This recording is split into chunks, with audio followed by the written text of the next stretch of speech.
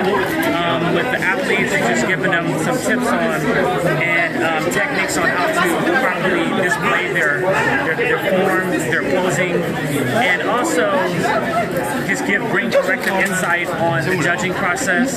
You know, what are we looking for? Sticking to the criteria that is the NPC and world standard, and so that every athlete have the best chance of a fair decision. Is it right that you are also the judges panel? Yes. Were you the chief judge? I don't know about the chief judge.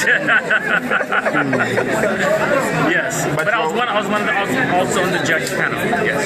Were you satisfied with the final result in whatever in all categories, even before the final? Yes. I think we were committed to making sure that all the judging was fair. And for the Miss Uganda, it was really tough. It was a lot of great guys. Everyone looked good at the final because we're looking at everyone was number one, and it was the top number ones coming together. So it was going to be a tough decision because they all brought a great package.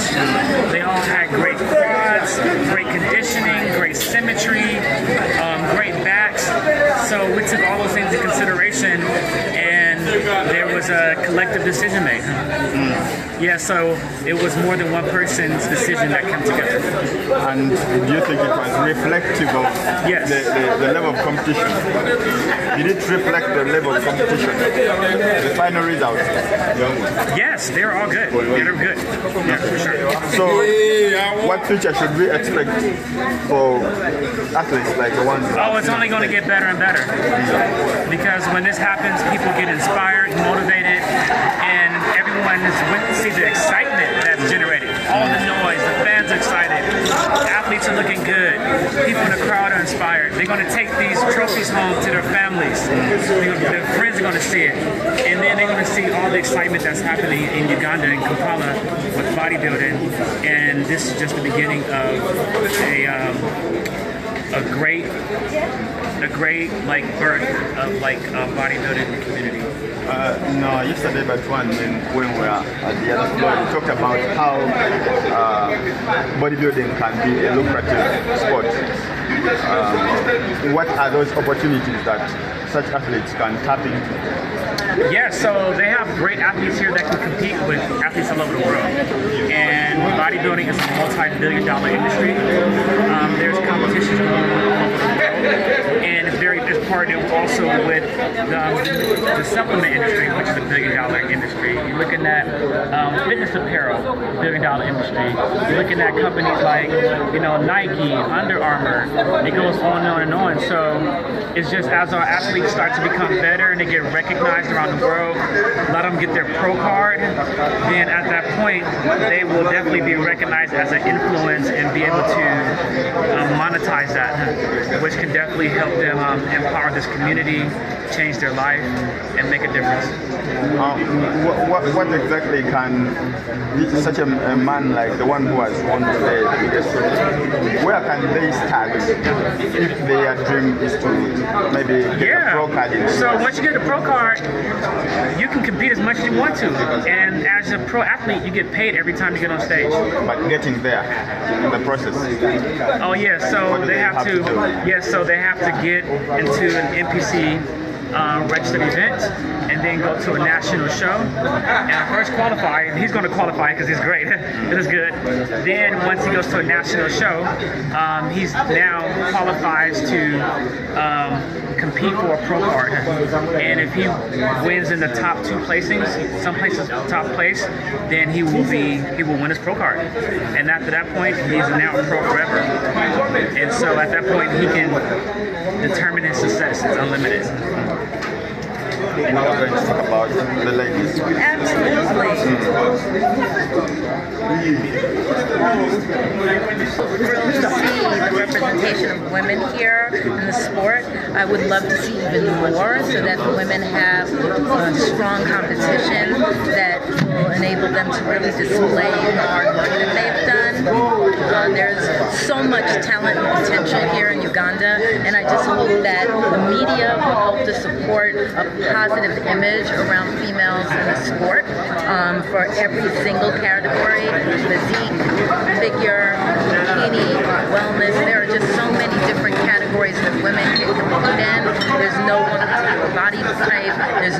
particular look.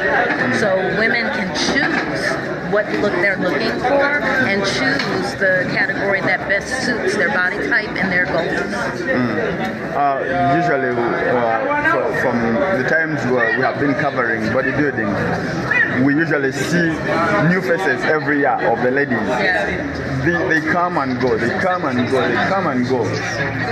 New faces, new faces. What do you think these ones can do to stay on the stage and maybe shoot for better heights? I mean, obviously they have to maintain their dedication and commitment to training and competing, but at the same time, there has to be an environment that is conducive for them to compete and continue to commit to the sport. So the general population has to see that bodybuilding and figure and fitness is an opportunity that women should be participating in. So I think sometimes there is this lack of understanding about why would women want to take off her clothes and show her body, but there's never a question when men do that. So I think we just need to think about how we shift our mindset about the value of female athletes in this sport. And really, it's a lot of times I think it's the men that kind of create barriers. So husbands and boyfriends that get jealous because they don't want their woman on stage displaying their physique. So it's not about just, putting their body on a show. They're athletes and they are demonstrating and displaying the hard work that they've done in order to get to that stage. So you have to be a champion to jump on that stage in the first place, and we just have to respect the athleticism and the commitment and dedication of these women. In terms of opportunities, if a female bodybuilder is not in the gym and is not on stage, what other opportunities can they look at? The same things that Travone was talking about in terms of this is a multi-billion-dollar industry. So we have the supplement companies, we've got the clothing lines, Instagram. We know that if you get a certain amount of followers on Instagram, Facebook, all these different social networking platforms, that could also bring in revenue. So if you have a really strong social media presence and you're leveraging your bodybuilding, figure fitness career to enhance that could also bring in revenue. So there's a lot of different options that people can take in order. Modeling is another. So I mean, there are so many opportunities. It's really up to the woman or up to the athlete to decide what it is that their goals are and then go for it. Did you get the chance to talk to them over that?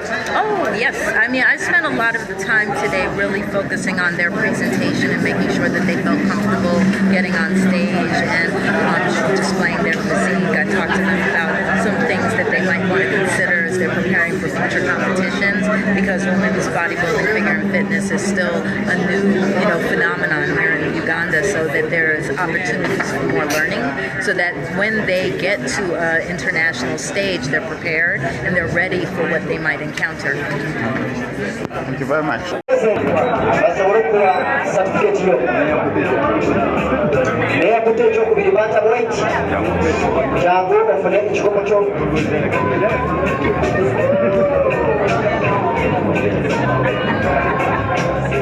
Thank you very, very much. This is Mr. Uganda. A little bit about his history. He started in the year of 1990. We've had quite a number of winners. Of course, some of the big names that we've witnessed before winning Mr. Uganda include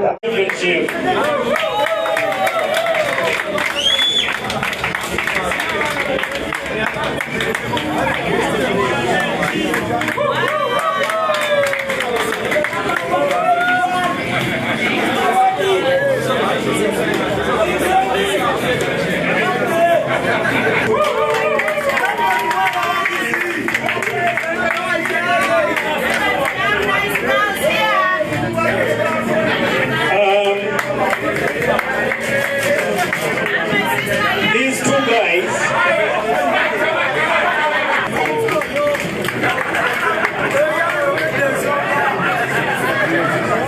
And then of sports. Thank you very much for the service rendered to Uganda Bodybuilding and Fitness Association.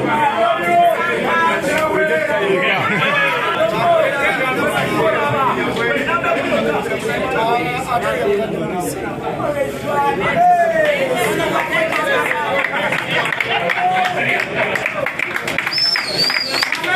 you very much. Now we go to the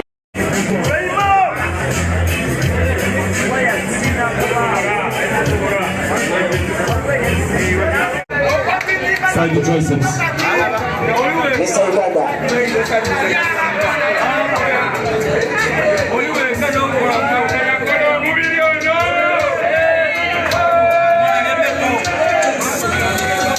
Abdominal legs.